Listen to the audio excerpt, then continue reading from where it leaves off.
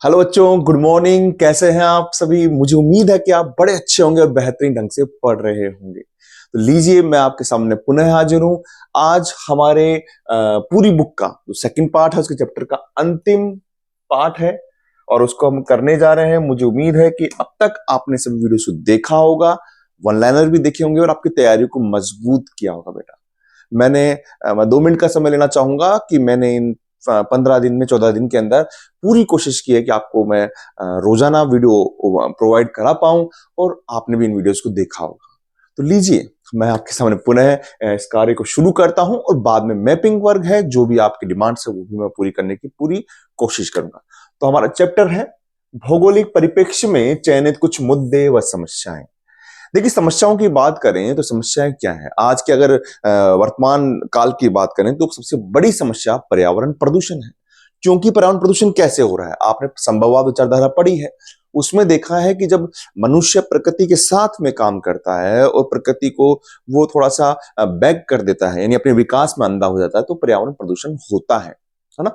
और अब ये भी मानते हैं कि जब दो पक्ष एक साथ कार्य करते हैं तो किसी न किसी की प्राकृतिक परिस्थिति में बदलाव आता है और जब किसी का प्राकृतिक रूप बदलता है उसे ही हम प्रदूषण कहते हैं। तो लीजिए, हम शुरू करते हैं पर्यावरण प्रदूषण।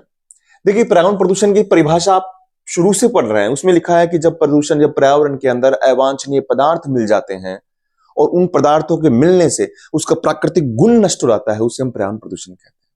कोई रट्टा, जल में भी ऐसा होता है। जल जैसे मान लीजिए, जल गंधहीन होता है, रंगहीन होता है, स्वादहीन होता है, लेकिन जल में कुछ मिला दिया जाए तो उसका कुछ गंध आ जाएगी, रंग आ जाएगी, तो यही तो प्रदूषण है। आपका व्यक्तित्व, आपका नेचर है, उसमें भी कुछ मिलावट हो जाए तो वो भी प्रदूषण है। तो पर्यावरण प्रदूषण ये होता है। लेकिन एक परिभाषा और लिख सकते हैं हम, पर्यावरण प्रदूषण मानव तथा भौतिक क्रियाकलापों का परिणाम है। मानव ने जो प्रकृति पर क्रिया करी उसका परिणाम है।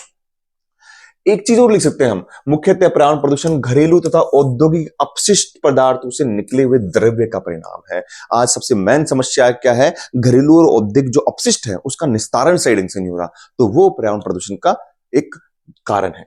हम पढ़ते हैं अब कैसे कारण है। देखिए, तो पर्यावरण प्रदूषण के हम यहाँ पर 4 स्रोत पढ़ेंगे: जल प्रदूषण, ध्वनि प्रदूषण, वायु और भूमि प्रदूषण। आप वैसे इसको पिछली क्लासों में भी पढ़ चुके हैं। आगे देखिए, अब हमारे पास जल प्रदूषण आता है।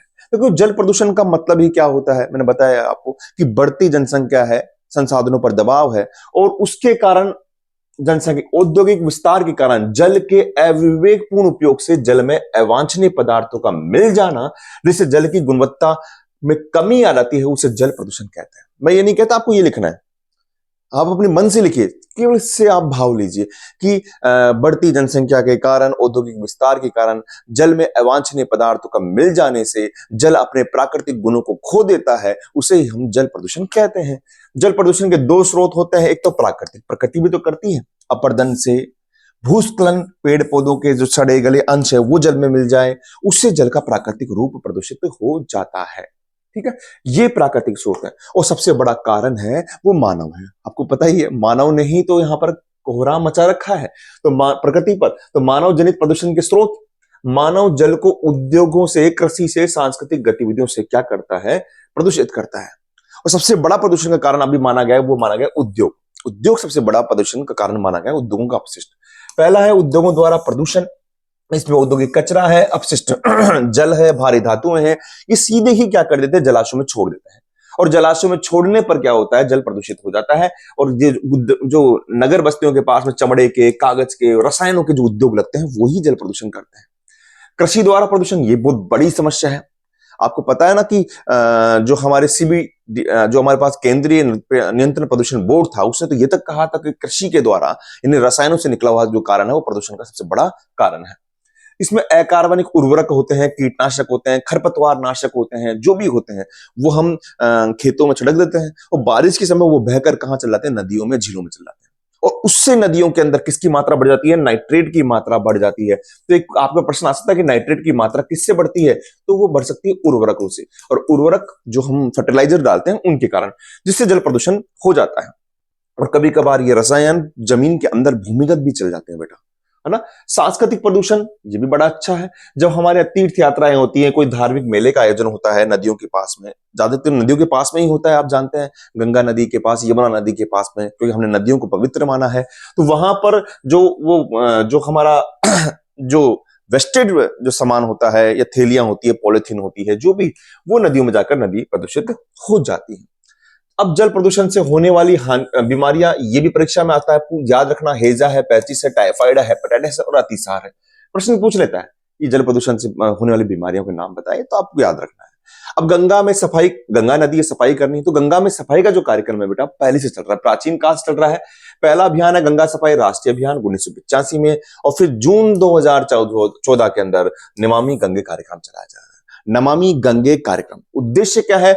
सबसे बड़ा कि जहां पर गंगा नदी जा रही है वहां पर शहरों में सीवर ट्रीटमेंट की व्यवस्था कर दी जाए, जो औद्योगिक अपशिष्ट है उसके प्रवाह पर निगरानी रखी जाए कि वो नदी के अंदर छोड़ा नहीं जा रहा हो। नदी के किनारे पर वन लगा दीजिए जिससे जैव विविधता में वृद्धि हो जाए। उत्तराखंड है जहां से बह रही नदी, यूपी है, बिहार है, झारखंड में गंगा ग्राम विकसित किया जाए जिससे लोगों को जागरूकता हो। नदी के तल की सफाई करे और लोगों में गंगा को राष्ट्रीय नदी के रूप में एक बताकर उसमें जागरूकता बढ़ाई जाए। ये कुछ उद्देश्य हैं आपको याद करने हैं। अब गंगा एवं यमुना नदी के प्रदूषण के स्रोत कहां कहां पर, मैं थोड़ा जल्दी कर रहा हूं क्योंकि हम चैप्टर्स को कम समय में समेटना चाह रहे हैं, बार बार यही बात होती है। आप भी अपने ध्यान को थोड़ा केंद्रित कीजिए और यहां पर देखिए। देखिए, मैंने इसको थोड़ा चार्ट के माध्यम से बनाया। नदी की बात करें, गंगा, गंगा यूपी में, बिहार में, वेस्ट बंगाल में आ रही है। प्रदूषित प्रवाह क्षेत्र कानपुर के पास में भैया, एक वाराणसी के पास में, फरक्का के पास में। अगर कानपुर के पास में करें तो कारण क्या है? कानपुर जैसे नगरों में औद्योगिक प्रदूषण की बात करें। अगर वाराणसी की बात करें तो आप जानते हो धार्मिक नगरी है, वहां पर हम जो होता है लाशों का विसर्जन जो होता है, और जो भी इस तरीके से क्रियाएं होती है, धार्मिक क्रियाएं, तो घरेलू अपशिष्ट के कारण प्रदूषण होता है। फिर यमुना जो दिल्ली और यूपी में बताया था, दिल्ली से इटावा के मध्य सबसे ज्यादा प्रदूषित नदी है। विश्व अपने भारत की सबसे प्रदूषित नदी यमुना है। दिल्ली से चंबल तक और मथुरा से आगरा तक, क्योंकि दिल्ली से चंबल में हरियाणा तथा यूपी द्वारा सिंचाई हेतु जो पानी का छोड़ना होता है, जिस पानी के अंदर जो जैसे मान लीजिए कृषि रसायन होते हैं वो आ जाते हैं, जैसे कृषि गतिविधियों से यमुना में रसायनों का प्रवाह। और दिल्ली का अगर है तो वहां का घरेलू और औद्योगिक प्रवाह जो अपशिष्ट होता है वो इसमें आ जाता है। ठीक है, नेक्स्ट है वायु प्रदूषण। वायु प्रदूषण का मतलब यही हो गया कि वायु में अवांछनीय पदार्थ, अवांछनीय पदार्थ। अब आप बोलेंगे सर अवांछनीय पदार्थ क्या है? ये धूल है, ये कल कारखानों से निकला हुआ धुआं है, कल कारखानों से निकला धुआं है। वो क्या कर देता है? वायु के जो प्राकृतिक गुण को नष्ट कर देता है, और यही तो वायु प्रदूषण होता है बेटा, है ना। तो समस्या क्या होती है? फेफड़ों की समस्या होती है, बीमारियां होती है, अस्थमा, त्वचा कैंसर होता है। हरित गृह प्रभाव होता है CO2 के द्वारा, ये आप जानते होंगे, मैं 2 मिनट में बताना चाहूंगा आपको। ये हमारी पृथ्वी है, पृथ्वी के चारों ओर कार्बन डाइऑक्साइड की क्या है, एक लेयर है। ये जो सूरज से किरणें आती है वो यहां से निकलती है, फिर जब लौटती है तो कार्बन डाइऑक्साइड उसको रोक लेता है, कंबल का काम करता है। लेकिन प्रदूषण के कारण ये कार्बन डाइऑक्साइड की लेयर क्या होती जा रही है? मोटी होती जा रही है। जब ये मोटी हो रही है ना, तो भाई सूरज की किरणें दीर्घ तरंगों के रूप में आ रही है, वो आ तो जाती है, निकल नहीं पाती है, तो यहाँ का तापमान बढ़ रहा है। और तापमान बढ़ रहा है तो भू तापमान की समस्या, ग्लेशियर का पिघलना, ये सब समस्या हो रही है या पढ़ चुके हैं। कभी टॉपिक में आएगा बताऊंगा मैं आपको। ओजोन अवक्षय ये होता है, एक गैस होती है CFC, कार्बन क्लोरोफ्लोरोकार्बन। क्या नाम है इसका? क्लोरोफ्लोरोकार्बन। उससे क्या हो रही है आपकी? ये ओजोन का अवक्षय हो रहा है। अम्ल वर्षा, अम्ल वर्षा होती है SO2 प्लस NO2। सुबह कैसे होती है हम बात करते हैं। देखिए, तो कुछ शहरों में सबसे बड़ी समस्या होती है धूम्र शहरी धूम। देखिए, शहरी धूम का मतलब होता है कि जब औद्योगों से निकला हुआ धुआं जो होता है ना, वो सामान्य कोहरे के अंदर मिल जाता है, तो उसको शहरी धूम कहते हैं। और यही अम्ल वर्षा का कारण होता है। अम्ल वर्षा में क्या होता है कि जो जल वाष्प जा रही है उसमें आपने SO2 NO2 अगर मिल गई है तो वो जल अम्लीय हो जाएगा, और जब जल अम्लीय हो जाएगा तो उससे अम्ल वर्षा होने वाली है, अम्ल वर्षा होगी, जिससे चर्म रोग तथा भूमि बंजर होगी। ठीक है, ये दोनों एक दूसरे से रिलेटेड है। देखिए, हाँ, धूम्र कोहरा। देखिए, औद्योगिक नगरों में जब प्रदूषित गैसें व प्रदूषित तत्व कहां मिल जाते हैं? सामान्य पड़ने वाले कोहरे में मिल जाते हैं, तो उसे धूम्र कोहरा कहते हैं। और यही जो SO2 NO2 तत्व जब जलवाष्प से ऊपर जाते हैं, फिर बारिश होती है तो पानी के अंदर अम्लता बढ़ती है, उसको ही हम अम्ल वर्षा कहते हैं। Next BOD. बीओडी का मतलब होता है बायोलॉजिकल ऑक्सीजन डिमांड, कि जल में कितनी ऑक्सीजन की मात्रा है।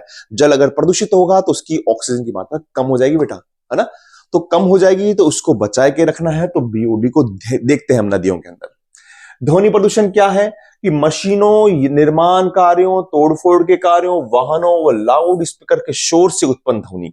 समझ रहे आप, ये याद रखना है कौन सी है। तो मशीनों के द्वारा, निर्माण कार्यों के द्वारा, तोड़फोड़ के कार्यों द्वारा, वाहनों द्वारा, लाउड स्पीकर के द्वारा, जो भी आपको याद है वो लिख सकते हैं।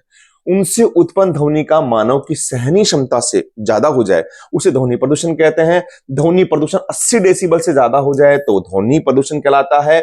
और ध्वनि को नापने की जो इकाई है वो डेसिबल है। ध्वनि को नापने की इकाई क्या है? डेसिबल है। 80 डेसिबल से ऊपर हो जाए तो उसको शोर मानते हैं हम।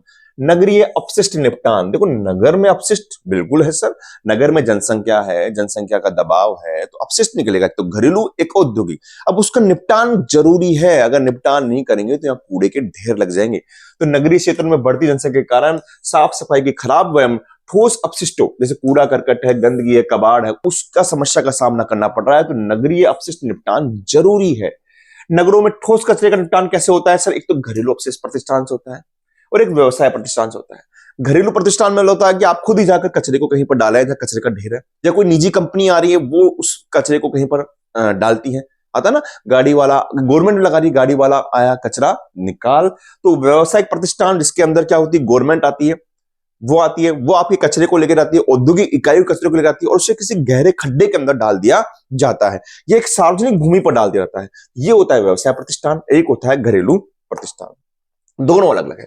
नगरीय अपशिष्ट निपटाने से होने वाली समस्या क्या है ना? निपटान ना होने से, देखिए, निपटान ना होने से होने वाली समस्या, पहला बार ठोस अपशिष्टों की लापरवाही से निपटान के कारण स्वास्थ्य समस्या उत्पन्न होती है। अगर रिहायशी इलाकों में अपशिष्टों के निपटान के कारण यह कचरा खुले में छोड़ दिया गया तो बेटा यही कचरा हवा में, बरसात के अंदर बहने लग जाता है, हवा में चला जाता है। नगरीय क्षेत्रों के पास औद्योगिक इकाइयों, औद्योगिक अपशिष्ट पास की नदियों, तालाबों में बहा दिए जाते हैं। भैया किसी को पता नहीं पड़ेगा, बहा दो वहां पर। हाँ, पता किसको पड़ेगा? हमारी आने वाली पीढ़ियों को पता चलेगा।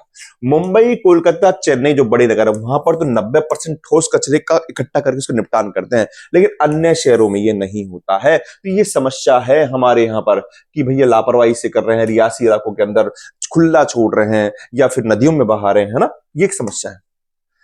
केस अध्ययन करते हैं हम। केस अध्ययन क्या है कि यूपी में मेरठ के पास दोराला में पारिस्थितिक पुनर्भरण, कि पारिस्थितिक पुनर्भरण किया गया है यूपी के मेरठ में, दोराला में। यहां पर क्या है, एक लाइन पढ़िए, बड़ी अच्छी लाइन है कि प्रदूषण भोगता है अर्थात आसपास के वातावरण को प्रभावित करता है। जो भी प्रदूषण होता है ना बेटा, अपन को प्रदूषण क्या फर्क पड़ेगा, ये प्रदूषण होता है, ये भोगता है, यानी हमको इसको भोगना पड़ता है। तो ये उदाहरण हम समझ सकते हैं यहां से कि सर्वे में 12,000 लोगों की जनसंख्या वाला एक गांव है, वहां से उद्योगों से निकले अपशिष्ट से वहां का भूजल भी और पारिस्थितिकी जो है वो असंतुलन हो गया है, यानी भूजल भी खराब हो गया है और जो जो पर्यावरण संतुलन वो भी खराब हो गया है, जिससे गरीबी की समस्या है। एनजीओ संगठन ने क्या किया, वहां के ग्रामीण समुदाय और जनप्रतिनिधियों से मिलकर इस समस्या का टिकाऊ समाधान ढूंढने का प्रयास किया और पीने योग्य जल के लिए पानी की टंकी, पाइपलाइन व पास के तालाब को साफ करके पेयजल के स्तर को सुधारने का प्रयास किया।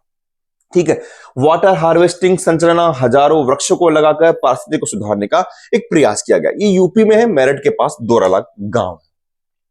अब हमारा धारावी एशिया की बस्ती कहां पर है? ये महाराष्ट्र में है। ये भी याद रखना, एशिया की सबसे गंदी बस्ती है। इसका केंद्रीय मुंबई का हिस्सा है। संकरी सड़कों के कारण तिपहिए वाहनों का प्रवेश निषेध है। आपको बताऊं 2018-17 की परीक्षा में प्रश्न आया था कि धारावी बस्ती में तिपहिया वाहन का प्रवेश वर्जित क्यों है? तो इसका उत्तर सीधा से कुछ नहीं था, सकरी सड़कों के कारण, कि वहां की जो सड़कें हैं वो इतनी सकड़ी है कि वहां से तिपहिया वाहनों का प्रवेश निषेध है। यहां के बीच में से एक 90 फीट रोड जाता था, लेकिन आज वर्तमान में जनसंख्या के कारण ये 90 फीट रोड जो इसकी विशेषता थी इस बस्ती की, वो छोटा हो गया है। अस्थायी भवन जिसमें एक ही कमरे में पूरा परिवार रहता है। इस बस्ती की संरचना मिलती है विक्टोरिया जो लंदन है वहां के औद्योगिक प्रदेश से, वहां की इसकी संरचना मिलती है। छाया रहित विशेषता क्या है? छाया स्थान है, चारों ओर कचरे के ढेर है, गंदे पानी के ठहरे हुए खड्डे हैं, चूहे भाग रहे हैं, ये यहाँ की समस्या है। शौचालय की समस्या है, हम आगे पढ़ेंगे इसमें, है ना। सेरेमिक मिट्टी के बर्तन, विशेषता देखिए आप, जरी का काम, चमड़े का काम, अच्छे आभूषणों के सेट, लकड़ी के फर्नीचर यहां से भारत तथा दुनिया के देशों में निर्यात किए जाते हैं। धारावी सागर जो है, सागर का हिस्सा है धारावी बस्ती। एक्चुअली मैंने कहा था ना कि कचरे को डाला है, तो कचरे को जब डालते रहे तट के पास में, तो वहां पर कचरे के द्वारा जमीन भर दी गई है। यहाँ पर अधिकतर अनुसूचित जाति व गरीब मुसलमान रहते हैं, जो खाल व चमड़े के शोधन का कार्य करते हैं। यहाँ पर अगर बात करें आपकी स्वास्थ्य सुविधा बात करें, चाहे आप शिक्षा की बात करें, चाहे आप स्वच्छ जल की बात करें, चाहे आप शौचालय की बात करें, ये बहुत ही क्या है, निम्न है। अगर आपने देखा होगा लाइनें लगी रहती है, ये बहुत निम्न है, पिक्चरों में भी देखा होगा आपने। नेक्स्ट क्वेश्चन, गंदी बस्ती की समस्या क्या है? निपटान की समस्या देख ली, गंदी बस्ती की समस्या क्या है? पहली बात है, गंदी बस्तियों का निर्माण कैसे होता है, आप समझिए बेटा, कि जब गांव से लोग रोजगार के लिए, शिक्षा के लिए, मान लीजिए रोजगार के लिए, मानता हूं रोजगार के लिए शहरों की ओर आते हैं प्रवास के लिए, वहां उनको रोजगार नहीं मिलता है, उनके पास रहने की जगह नहीं होती, तो वो क्या कर लेते हैं, नगर के पास में ऐसी जगहों पर एक तरीके से बिना किसी अनुमति के बस्तियों का निर्माण कर लेते हैं, और वही गंदी बस्तियों का एक प्रतिफल होती है। तो यहाँ प्रवासी लोगों के कारण नगरों में गंदी बस्तियां, रेल पटरियों के किनारे व झुग्गी बस्तियों का निर्माण होता है। किसके कारण होता है? प्रवासी के कारण होता है, यहां भी बताया गया है। स्वास्थ्य की निम्न सुविधाएं होती है, यहाँ की विशेषता देखिए, खुली हवा का अभाव होता है, खुले में शौच, अनियमित जल की निकासी यहाँ की समस्या है। नगरों में अर्थव्यवस्था पर अधिक दबाव के कारण प्रवासी लोग यहाँ आते हैं, रोजगार नहीं मिलता है और वो असामाजिक तत्व बन जाते हैं। नशीली दवाएं, शराब, अपराध, गुंडागर्दी आदि सामरिक बुराइयों की ओर बढ़ जाता है। एक क्वेश्चन आया था कि गंदी बस्तियों के अंदर जो बच्चे हैं वो स्कूली शिक्षा से वंचित क्यों हैं? अरे भाई, स्कूली शिक्षा कहां से होगी जब इनकी आधारभूत सुविधा ही नहीं हो रही है। आप ये लिखेंगे कि मनुष्य की सबसे बड़ी जरूरत आधारभूत सुविधा है, जब वही नहीं हो पा रही है और वहां पर युवा यहाँ पर फंस रहे हैं, युवा नशीली पदार्थों में इनमें फंस रहे हैं, तो शिक्षा कहां से करेंगे? स्वच्छ भारत मिशन में स्वच्छ भारत मिशन जाना है आपने, जो जनवरी के अंदर 2015 में किया गया था, जिसमें 100 शहरों को मॉडल बनाया गया था, उसमें इस गंदी बस्ती के जीवन में सुधार की बात की गई है। भू निम्नीकरण क्या होता है? बड़ा ही अच्छा क्वेश्चन है। देखिए, इसको मैं आपको एक उदाहरण समझाना चाहूंगा। भू निम्नीकरण का मतलब क्या होता है कि मान लीजिए क्षेत्र है, इस क्षेत्र में क्या है, जनसंख्या का अधिक दबाव है, जनसंख्या का अधिक दबाव है, और दबाव के कारण भूमि का क्या किया जाता है, गहनतम उपयोग किया जाता है बिना किसी सोचे समझे। तो क्या लिखेंगे, जब किसी क्षेत्र में जनसंख्या का दबाव होता है और भूमि का गहनतम उपयोग किया जाता है, तो उससे भू निम्नीकरण की समस्या होती है। और एक समस्या यह भी है कि हमारी जो कृषि प्रणाली है वो भी कैसी है, दोषपूर्ण है। क्या है बेटा? दोषपूर्ण है। और दूसरी अति सिंचाई। तो आप लिख सकते हैं कृषि प्रणाली की दोषपूर्ण नीतियां, अति सिंचाई व संसाधनों का दबाव पड़ने के कारण भूमि का गहनतम उपयोग क्या आता है, उसे भूमि निम्नीकरण कहते हैं। आपको पॉइंट्स याद करने हैं, आपको कृषि प्रणाली की दोषपूर्ण नीतियां याद रखनी है दिमाग में, अति सिंचाई याद रखनी है, भूमि का गहनतम उपयोग याद करना है, और फिर आप संसाधनों पर दबाव डाल देंगे। तो परिभाषा क्या बन जाएगी कि कृषि प्रणाली की दोषपूर्ण नीतियों, अति सिंचाई के कारण तथा क्षेत्र पर जनसंख्या के अधिक दबाव के कारण भूमि का गहनतम उपयोग क्या आता है, जिससे भूमि निम्नीकरण की समस्या होती है ना। समस्या क्या होती है आप ये भी जानिए। समस्या ये होती है कि यहां पर भूमि अपर्दन की समस्या होती है, भूमि लवणता की समस्या होती है, भूमि क्षारीयता की समस्या होती है, या भूमि के बंजर होने की समस्या होती है। यही तो भूमि का निम्नीकरण हो गया। कारण दो है, प्राकृतिक स्रोत और एक मानव जनित स्रोत। प्राकृतिक स्रोत में प्राकृतिक खंड, मरुस्थलीय भूमि, चट्टानी, हिमालयी क्षेत्र आ जाएगा। और मानव जनित में आ जाएगा कि स्थानांतरित कृषि के कारण भी हम भूमि का अपर्दन कर रहे हैं, रोपण कृषि है, वन कटाव है, खनन, औद्योगिक इकाइयों के अपशिष्ट के कारण भी भूमि का निम्नीकरण कर रहे हैं, भूमि को बंजर कर रहे हैं। केस अध्ययन है, एमपी का झाबुआ जिला है और भूमि निम्नीकरण ले रहे हैं। यहां पर देखिए, झाबुआ जिला एमपी के अति पश्चिम कृषि जलवायु में स्थित है, 5 सर्वाधिक पिछड़े क्षेत्रों में विकसित है, यहां पर भील जनजाति पाई जाती है, और यहां पर भूमि निम्नीकरण के कारण, जंगली निम्नीकरण के कारण यहां गरीबी की समस्या है।